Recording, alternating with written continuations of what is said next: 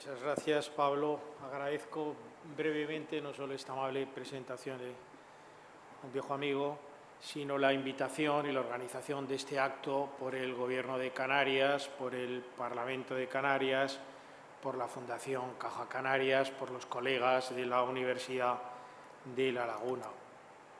Lo que voy a contar lo he escrito más pormenorizadamente porque en la intervención oral uno no puede ni debe ser preciso, mejor ser entretenido. En Teoría y Derecho, el último número, 2016. ¿Por qué digo esto? Porque hay 6 o 7 profesores que escribimos sobre la reforma y todos coincidimos. Y hay una coincidencia sustancial también con lo que ha dicho el presidente del Tribunal Constitucional antes. Mostremos estas coincidencias. En ese número escriben Joaquín Tornos, antiguo presidente del Consejo de Garantías Estatutarias, López Basaguren, del País Vasco, Marc Carrillo, Francisco Camaño, antiguo ministro, Santiago Muñoz Machado, que lleva años predicando la reforma y tuvo que ver con la impugnación del Estatuto de Cataluña, incluso un independentista como López Bofill, que se aquieta a la posibilidad de hacer una reforma, un acuerdo.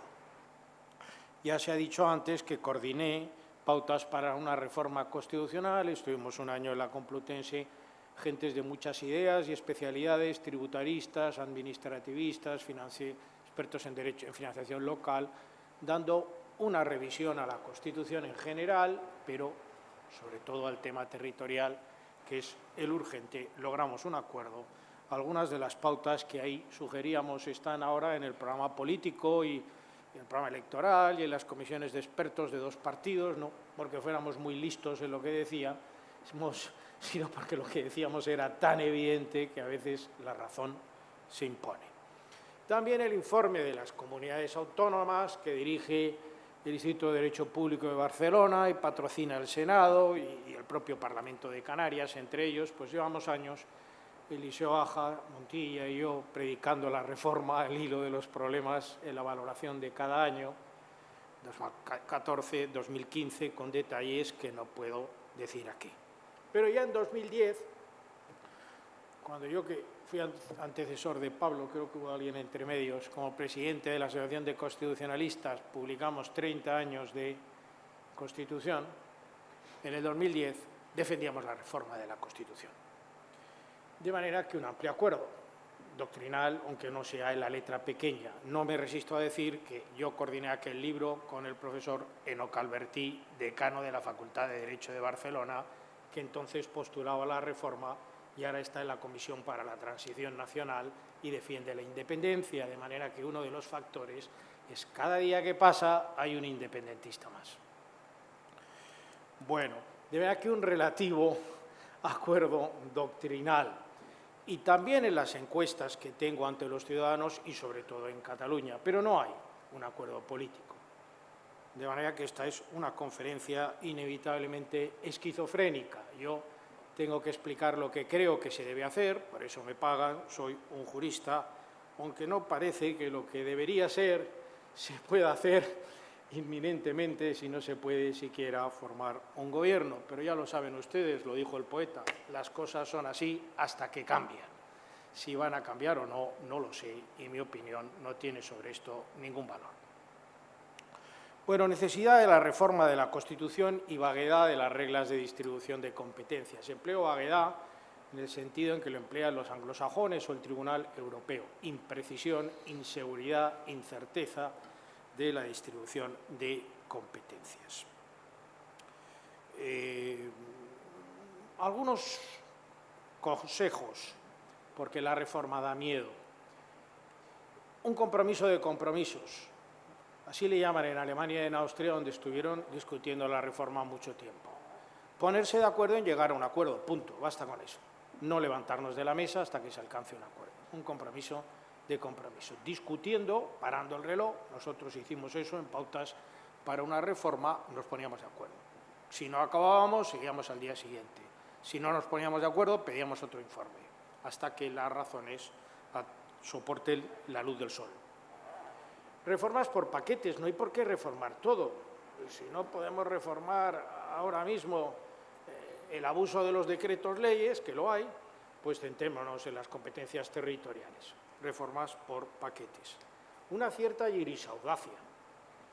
De don Luis Díez Picazo, que fue maestro nuestro en el Tribunal Constitucional, aprendí que la jurisprudencia a veces es la irisaudacia. El derecho no protege a los timoratos. De vez en cuando hay que arriesgarse, aunque midamos los riesgos. Por último, el pacto constituyente, el pacto de Estado, lo ha dicho Pablo Pérez Trems, escribí esto antes de que supiera que me iba a moderar hoy, es el pacto entre enemigos. El pacto constituyente obliga a ponerse de acuerdo con los enemigos. Si quieren, por no ser schmittiano, debías haber dicho con los adversarios. Pero hay que ponerse de acuerdo con los enemigos. Si no, ni se puede reformar la Constitución, ni la ley de régimen local, ni la ley del mercado, ni la ley de educación, ni ninguna de las reformas pendientes que tenemos desde hace 20 años. Una reforma de la Constitución generaría legitimidad para revisar muchas otras reformas que emanan de ellas y pueden hacerse en leyes y en reglamento. ¿Tenemos una Constitución material, unas fuerzas sociales que puedan hacer una reforma de la Constitución? Este es el problema, no parece. Volveré sobre ello. La capacidad de acuerdo de nuestros partidos, de transacción entre los 4 grandes partidos, es pequeña.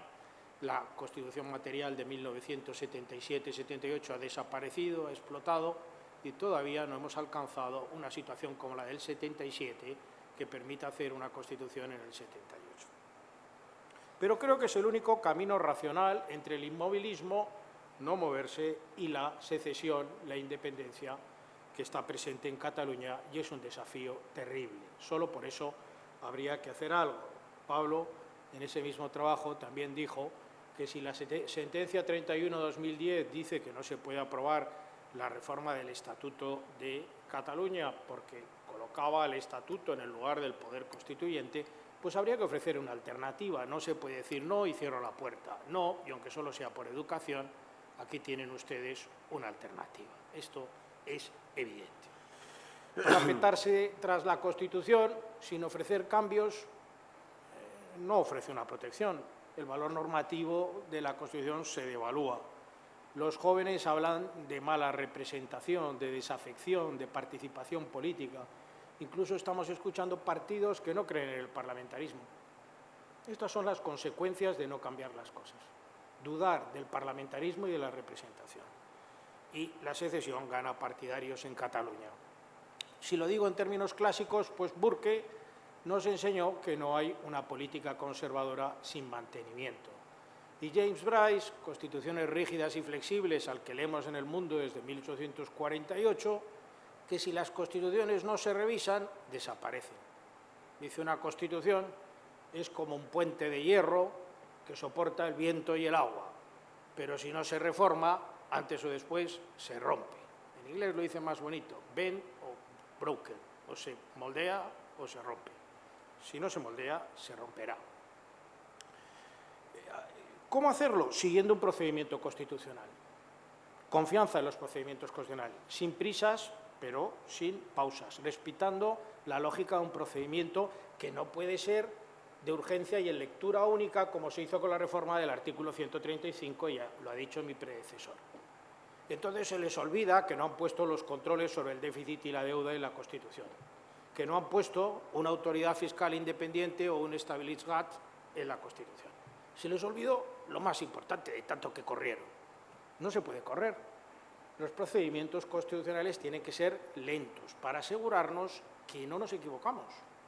Y además porque lo importante es el camino, como casi todo en la vida. Discusión, publicidad, transparencia, generar legitimidad, que se ocurran las cosas, hay que debatir. Eso es lo que produce la pacificación de los conflictos. De manera que no hagamos la reforma en lectura única y por el procedimiento de urgencia. Por cierto, el reglamento del Congreso no prevé un procedimiento para la reforma constitucional y ese es uno de los problemas que sería muy fácil de arreglar. Esto, como ustedes ven, como cuando uno tiene un problema serio, hay que hacerlo sin prisas, pensando, asegurando que no nos equivocamos, porque la simple participación ya genera legitimidad, integración, asociación, unidad entre los españoles, que es lo que estamos perdiendo. Transparencia, deliberación, participación, asesoramiento de expertos, que se informen por el Consejo de Estado, por la Comisión General de Codificación, que se den audiencias. no unanimidad. Las reformas no se pueden aprobar por unanimidad, se aprueban por mayoría cualificadas. La unanimidad me temo es imposible y desaconsejable. Una reforma, no otra Constitución. No sé si merece la pena que haga una muy positiva valoración de la Constitución del 78. Ya se ha hecho, es la Constitución más importante de nuestro periodo constitucional, dejando a un lado la de Cádiz, que tuvo en España muy poca vigencia. Es un gran ejemplo, tuvimos durante la transición, en contra de lo que a veces ahora se dice, unos padres constituyentes que lograron un éxito que era difícil de imaginar. Pero si las constituciones no se actualizan, empeoran. Revisar las constituciones, mantenerlas al día, es tan inevitable como una casa que pasado 25 años se deteriora si no hay una labor de mantenimiento. Ajustar el derecho codificado es un proyecto ilustrado. El derecho codificado permanentemente se actualiza. No un nuevo proceso constituyente. Rubio Llorente, antes de dejarnos, escribió mucho en contra de esto. Los procedimientos del 167 y del 168 son suficientemente abiertos como para no tener que empezar de cero. Yo no empezaría desde cero un nuevo proceso constituyente, me centraría en las cuestiones territoriales que son las más urgentes. Si sale bien, si los partidos cogen cariño y comprensión, pues que se animen a hacer otras cosas, pero seamos realistas. ¿Cuál es el diagnóstico? ¿Por qué reformar? No es un divertimento académico. La Constitución es muy abierta e imprecisa, vaga, vagueness in law, la vaguedad de la ley. Está desconstitucionalizada. No tenemos una Constitución. Tenemos un bloque de la constitucionalidad abierto a 17 estatutos que se reforman constantemente y ya no se parecen entre sí. Hay varios niveles, los de segunda generación, los de la primera, parece que dicen lo mismo, pero no dicen lo mismo en denominaciones de origen, o en inmigración, o en autonomía local, no dicen lo mismo. Y un montón de leyes a las que el Tribunal Constitucional y la Constitución ha reconocido la facultad de delimitar competencias. ¿Dónde está la Constitución? Es una Constitución amplísima. Alguna vez he hablado de un soufflé, un producto muy amplio, pero con muy escasa densidad normativa. Cuando uno como juez o magistrado o letrado del Tribunal Constitucional se encuentra que tiene que resolver un conflicto sobre pesca, dice, ¿y ahora qué hago? ¿Dónde está el parámetro? ¿Dónde tengo un parámetro para resolver esto? Además, son unas normas no basadas en experiencia, porque en el año 78 no sabíamos nadie una palabra de derecho autonómico.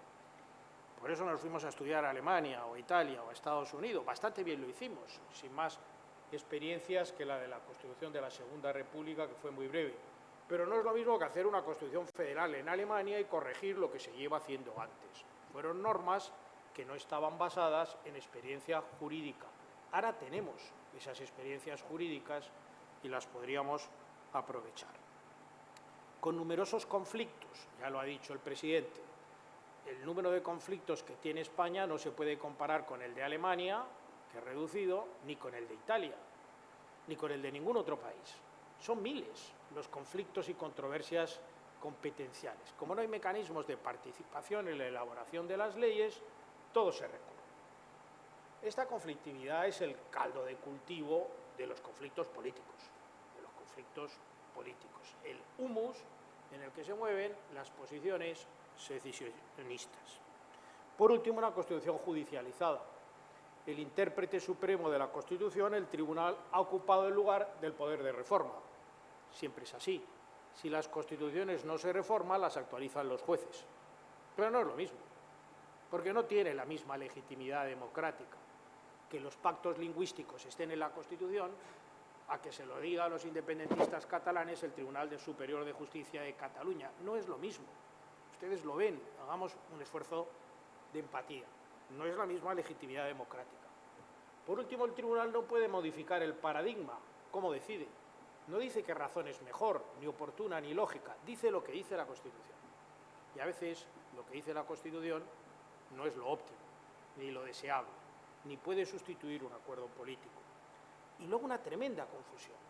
Decía ayer en la cena riéndonos que si nos pusieran a los supuestos expertos un examen, sin avisarnos, nos suspenderían a cualquiera. ¿Cuál es el régimen jurídico de la competencia en denominaciones de origen, en protección civil, en comercio interior? Se nos va.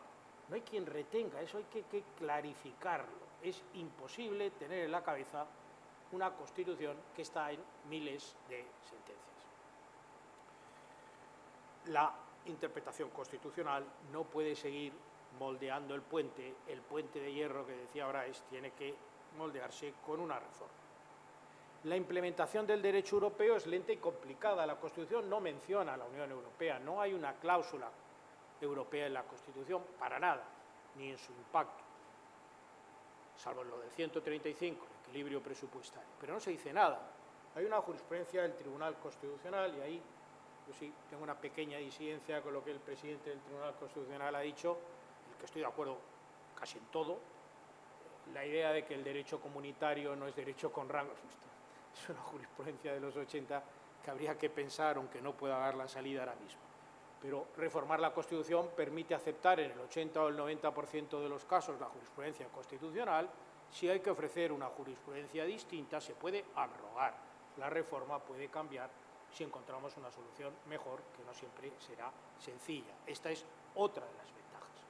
Si no nos gusta lo que el Tribunal Constitucional ha dicho sobre la supletoriedad del derecho estatal, porque nos hemos quedado sin supletoriedad, o sobre la primacía porque no tenemos prevalencia o primacía, la reforma lo puede cambiar.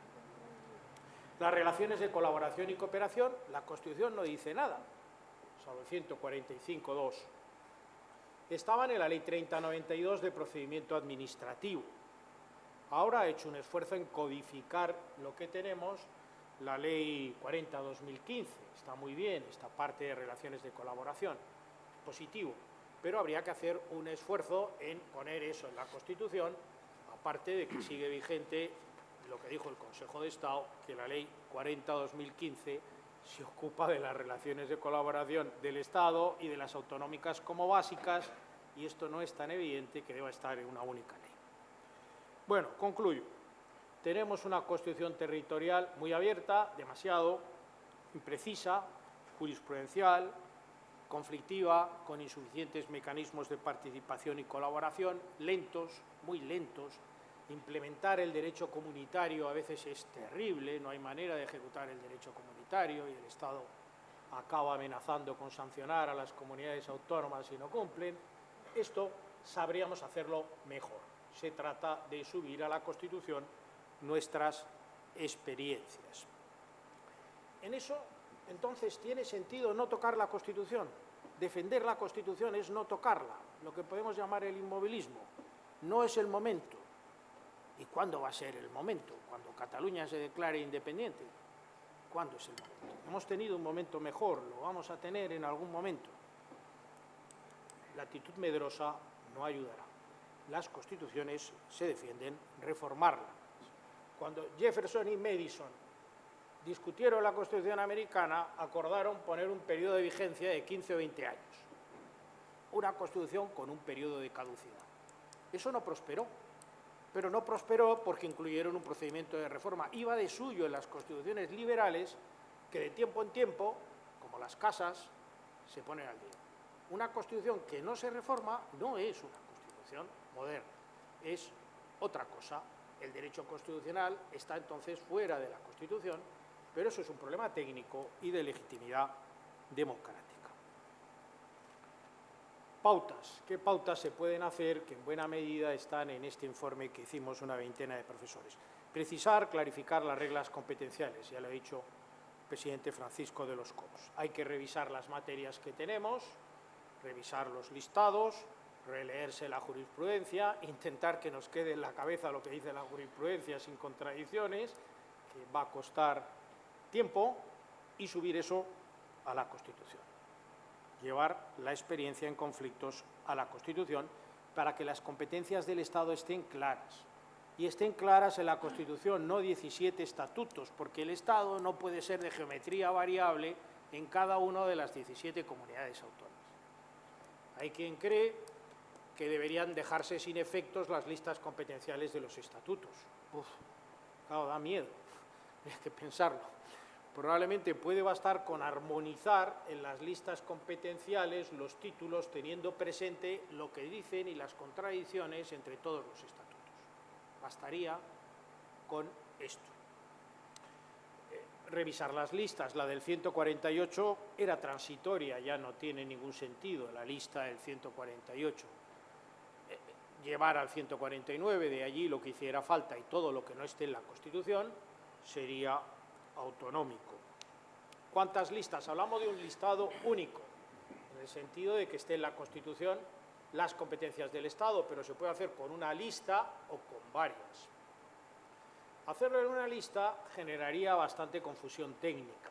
Creo que sería más sensato llevar a la Constitución lo que tenemos, una lista de competencias exclusivas estatales muy reducidas, por supuesto sin la cláusula sin perjuicio de, exclusivas de verdad. Del mismo modo que los estatutos que luego se revisaran, habría que quitar todas esas falsas competencias exclusivas que hay en los estatutos, donde se reclama como exclusivo, cosa que no es realmente exclusivo y todos lo sabemos, pero eso en el día a día impide desarrollar las leyes. Revisar las competencias compartidas, son muchas. Asegurarnos de que donde hay bases no siempre sea necesario lo básico. En algunos otros países han ido reduciendo lo básico es inevitable, pero en todo. En fin, las competencias de legislación y ejecución autonómica no son problemáticas, salvo el problema de los reglamentos independientes, que es muy de detalle y no voy a entrar ahora. El problema son las bases y limitar la exclusividad estatal, de acuerdo con la jurisprudencia, y limitar la exclusividad, supuesta exclusividad de los estatutos que contradice la Constitución. De manera que habría que ver las listas, clarificar. Algunas materias competenciales lisa y llanamente no están en la Constitución, no está la autonomía local, como saben, que es bases del régimen jurídico de administraciones públicas. No está la protección civil, no está el consumo, que está en los estatutos. Pues habría que llevar las nuevas materias a la Constitución. Y por último, pero lo más importante, clarificar las bases, porque el 90% de los problemas vienen del desbordamiento de las bases y del desarrollo por las comunidades autónomas de lo básico. Habría que pensar qué materias reclaman competencias básicas, impedir el desbordamiento de las bases, asegurarnos de que las bases no sean reglamentistas. Probablemente deberíamos meter en la Constitución, como hace el Estatuto de Cataluña, que en esto tenía una buena intención, no todo era malo, una tipología de las competencias, aclarar qué es exclusivo, qué es compartido, qué es concurrente, la territorialidad, la supletoriedad en la Constitución. Y explicar ahí bien qué es lo básico, algo de principio, realmente ley, sin detalles. Algunos han dicho, y yo participo de esta idea, que incluso podíamos hacer unos acuerdos, como hay unos acuerdos de técnica normativa del Gobierno aprobado por decreto y que han hecho suyas algunas comunidades autónomas sobre cómo aprobar las bases. Que el Congreso y el Senado se pusieran de acuerdo en unos principios, en unos criterios de técnica legislativa sobre cómo aprobar las bases. Impedir los reglamentos básicos en exceso. Que no, cuando uno haga una ley básica no sea tan detallada, que no se desborden las facultades ejecutivas, que las bases sean de principios, que se identifique lo básico al final, que donde haya una competencia transversal como ordenación general de la economía no acabe siendo todo básico hasta la lotería, ¿no? Bueno, de manera que habría que clarificar lo básico en la Constitución. Probablemente no todo puede estar ahí, se podría llevar a un acuerdo, como son las directrices de técnica normativa que tiene el Gobierno para los reglamentos, que han funcionado muy bien. Hay algunas técnicas que se podrían quitar. Leyes orgánicas de delegación y transferencia, ustedes tienen una aquí, la LOTRACA, por las peculiaridades del acceso a la autonomía de Canarias, no voy a volver sobre eso, pero tiene sentido estar constantemente como un agujero nuevo. Leyes orgánicas de delegación y transferencia, no habría que cerrar la Constitución y no estar pensando constantemente en que el Estado delegue más materias a las comunidades autónomas, porque eso mantiene la Constitución abierta y eso genera mucha inseguridad. Luego, pues el Gobierno catalán pide que le deleguen la competencia sobre referendos y volvemos a tener el problema. Yo no creo que debieran subir las leyes orgánicas de delegación y transferencia, pero es algo que podríamos discutir. Leyes de armonización, pero si no las hemos usado, ni una vez. No sé si me dejo alguna. Si se ha usado será una, no hay ninguna que yo recuerde, después de la sentencia 76-83. ¿Merece la pena mantenerlas? Leyes marco. Las leyes marco sí, porque se están usando en materia tributaria. Pero luego hay una serie de criterios y principios que habría que aclarar y ya se han dicho en la conferencia anterior. ¿Qué pasa con la supletoriedad del derecho estatal? Después de la jurisprudencia bienintencionada del Tribunal Constitucional frente al abuso de la cláusula de supletoriedad, pues ahora, en apretada síntesis, no hay supletoriedad del derecho estatal. Habría que ponernos de acuerdo sobre la supletoriedad, sobre la prevalencia, como regla para resolver colisiones de leyes, sobre los principios de subsidiariedad y proporcionalidad, que las leyes estatales tienen que mantener la subsidiariedad y si invaden las competencias autonómicas tienen que ser proporcionales. Bueno, se ha dicho en la conferencia previa, además de clarificar las listas, no costaría mucho introducir algunos principios con mayor claridad en la Constitución, aprendiendo de la jurisprudencia constitucional, donde se pueda mantener, se mantenga. Me parece que en algún caso habría que corregir la jurisprudencia constitucional, que se ha ido haciendo caso a caso, sin una visión de conjunto, donde se pueda. Eliminación del principio dispositivo y del derecho transitorio, ya lo dijo el Consejo de Estado en su informe. La Constitución no organiza el Estado autonómico, lo puso en marcha. Y hay una docena de artículos, que no voy a mencionar, que están pensados como un derecho transitorio impropio, como un derecho para erigir el Estado autonómico y que en buena medida podríamos suprimir. El mismo derecho a decidir que en algunas comunidades autónomas se predica, pues es una consecuencia lógica del principio dispositivo. Yo decido si quiero acceder a la autonomía, yo decido qué competencia quiero, qué financiación quiero, yo decido si me quedo. Esto no tiene sentido. El principio dispositivo se inventó en 1931 cuando no se quería dar autonomía a todas las regiones. Pero ahora que estamos en una generalización en 17, pues la autonomía no puede ser a la carta. En una familia no come cada uno lo que quiere, come la comida que hace el padre o la madre esa mañana. El principio dispositivo no tiene mucho sentido y así lo recomendó el Consejo de Estado. Acabar las transferencias. Todavía es una fuente de conflictos los traspasos y transferencias que se han ido haciendo de forma bilateral y no multilateral. Habría que hacer un esfuerzo en traspasar de manera multilateral y cerrar los traspasos pendientes. ¿Cuántos peldaños de autonomía? ¿Qué queremos? Municipios, provincias, territorios históricos, cabildos, mancomunidades, diputaciones. Bueno, porque habría que empezar a dividir competencias a 3 niveles, local, autonómico, estatal. ¿Cuántos peldaños de autogobierno? Al menos un acuerdo mínimo sobre qué hacemos con las diputaciones provinciales, porque la Ley de Racionalidad y Sostenibilidad de la Autonomía Local opta por un modelo muy provincialista y el proyecto de Ley de Gobierno y Administración Local que se hizo durante la legislatura del PSOE decía justamente lo contrario. Bueno, es que no podemos alcanzar un mínimo acuerdo sobre los peldaños de gobierno que queremos. Digo yo que eso es algo que a la vista de las experiencias podría ser estable. Mejorar las relaciones de colaboración y coordinación. En esto hemos avanzado mucho, la colaboración y la coordinación ha mejorado, trayendo técnicas federales de Alemania y de otros sitios. Hay un montón de conferencias sectoriales, unas funcionan, otras no, un montón de convenios, ahora a veces se llaman protocolos, unos están activos y otros no, pero la Constitución no dice nada sobre todo esto. Y seguimos estando muy dependientes del estilo del ministro de turno. Si un ministro es más dialogante o menos dialogante, no hay una cultura porque no hay normas sobre colaboración en la Constitución, salvo lo que dice el 145, que además se equivoca, porque pedir la autorización del Senado para cualquier convenio entre comunidades autónomas pues es excesivo, es demasiado, es desproporcionado. Algo habría que prever sobre las conferencias de presidentes para que se reúnan para que se reúna la CARUE, que no se reúne, y habría que ver por qué, las conferencias sectoriales, es decir, recuperar una cultura de la colaboración.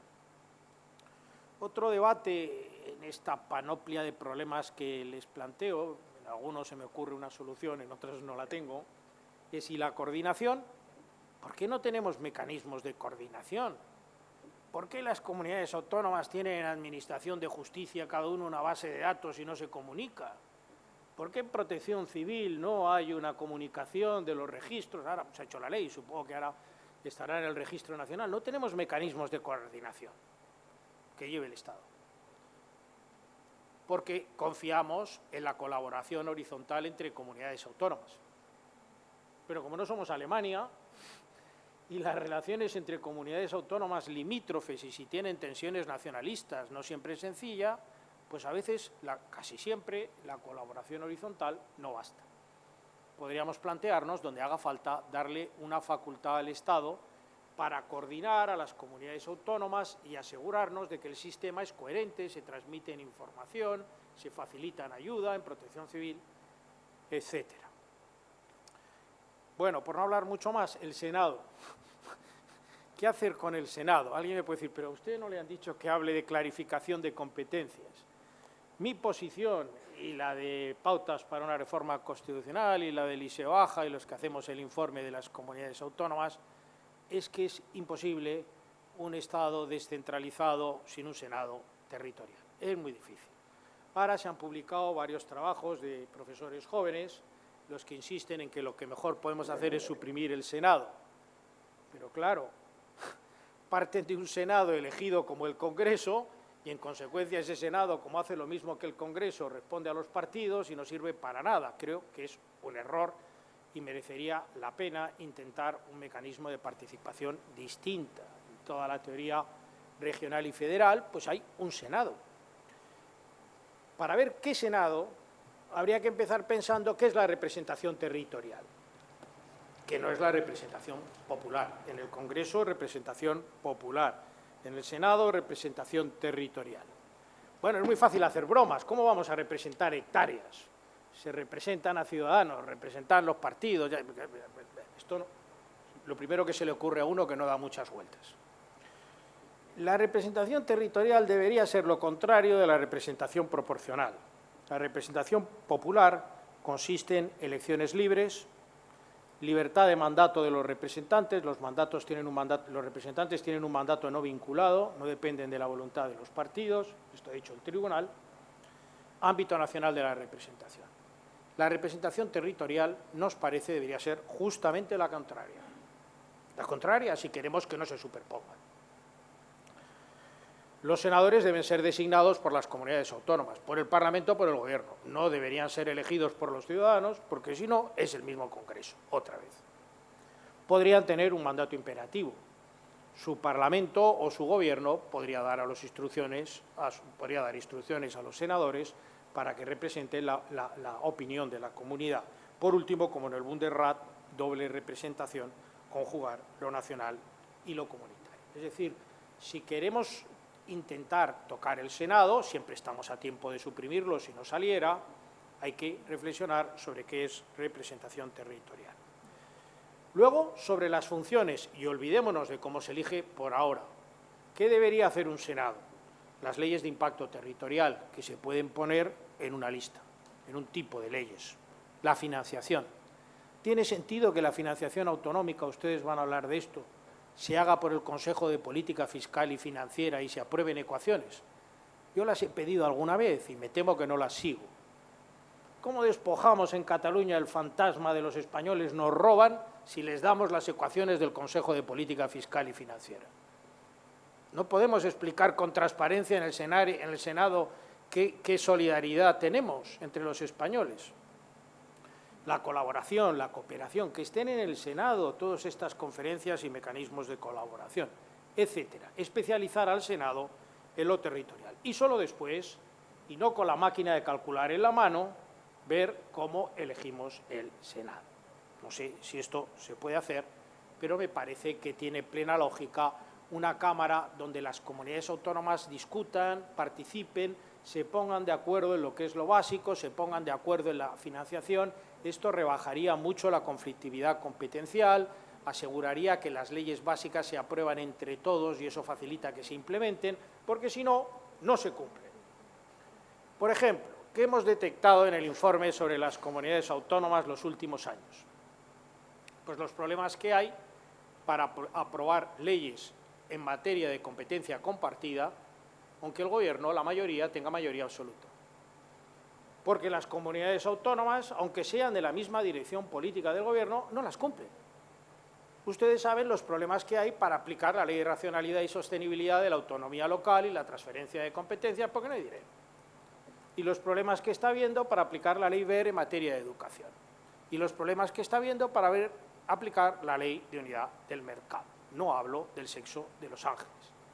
O conseguimos que en el Senado o en el Congreso las políticas sobre leyes que tienen que ver con competencias compartidas se hagan mediante acuerdos, o no sirve de nada aprobarlas, porque son válidas pero no eficaces. Me acuerdo una vez que un secretario de Estado muy joven me dijo, no, yo en las conferencias sectoriales voy a hacer que se vote. Y le dije, ¿votar para qué? Bryce le hubiera dicho, on behalf of what? ¿Votar para qué quiere usted votar? Gana la votación, pero no va a conseguir que se aplique. Esta es la lógica, el compromiso. Bueno, no me quiero extender, ya me callo, antes de que Pablo me llame la atención. No sé si la reforma tendrá lugar, son muy malos tiempos, creo que merece la pena intentarlo. No reformar la Constitución cada vez plantea más problemas. Tenemos un desafío independentista en Cataluña y algo habría que hacer, ofrecer una respuesta para los muchos catalanes que viven en Cataluña y no son independentistas, necesitan nuestro apoyo. Hemos tenido una Constitución improvisada, sin ninguna experiencia. Hoy día tenemos 4 décadas de experiencia. Me parece que somos capaces de generar técnicamente nuevos consensos. Pongamos un compromiso el día que la situación de los partidos esté mejor. Vayamos aprobando por paquetes reformas pequeñas. No hace falta reformar toda la Constitución. Se puede hacer una reforma limitada. Bryce decía que la Constitución de Estados Unidos no se ha reformado nunca en su totalidad, sino enmienda a enmienda, y esta es la lógica. Pero no me resisto, para acabar, a hacer 3 reflexiones típicamente profesorales, ¿no? Ante la desazón que me da que esto no avanza. Adolfo Posada, el maestro de la Constituyente en 1920, se planteaba la reforma de 1876, de la Constitución de 1876. La reforma no se produjo, vino la Constitución de 1931. Constantino Mortati, la Constitución en sentido material, un trabajo clásico del año 40, dice, un libro difícil de leer y que se saca poco, pero esta idea es genial. Una Constitución requiere una serie de fuerzas sociales que la impulsan, la mantengan y la actualicen. Una Constitución material. La nuestra ha explotado. Ha explotado, no la tenemos. El día que consigamos un acuerdo, un pacto básico, una Constitución material, habría que intentar reformarla. Si no conseguimos una Constitución material, no merece la pena ni intentarlo. Por último, Bryce, que es un hombre realmente inteligente y escribe en castellano, es bellísimo, y en inglés espléndido. La imagen que he dado antes. La Constitución es como un puente de hierro de ferrocarril. Le existe la presión del viento y del agua, pero si no se revisa y se mantiene de tiempo en tiempo, se acaba quebrando y su autoridad suprema desaparece. Si a alguien se le sigue leyendo medio siglo después o un siglo después, como son todos los que he citado, pues probablemente es porque suelen ser sabios. Muchas gracias por la paciencia.